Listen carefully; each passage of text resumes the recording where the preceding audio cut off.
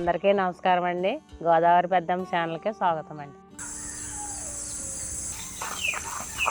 ఈరోజు మనము చేయబోయే కూర చింతకాయ బుర్రబొచ్చు పులుసు అండి.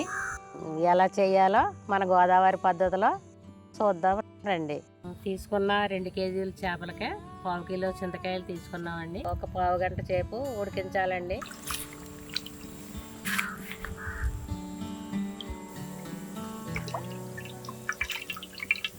చింతకాయ చేపల పులుసులోకి కావలసిన పదార్థాలు: నూనె 100 గ్రాములు, చింతకాయలు, పచ్చిమిరపకాయలు, కారం 3 చెంచాలు, మసాలా పేస్టు, ఉల్లిపాయ పేస్టు, ఉప్పు, కొత్తిమీర.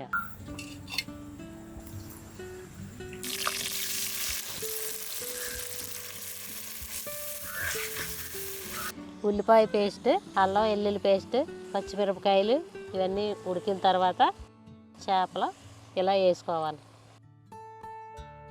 కారం కూడా 3 చెంచాలు వేసుకోవాలండి. కారం వేసుకున్న తర్వాత ఇలా వాటర్ వేసుకోవాలండి. తగినంత ఉప్పు వేసుకొని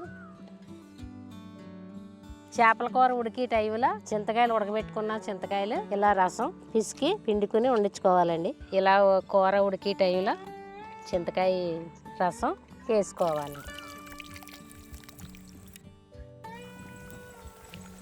దగ్గరికి అయిపోయిందండి కూర. కొంచెం కొత్తిమీర వేసుకోవాలండి.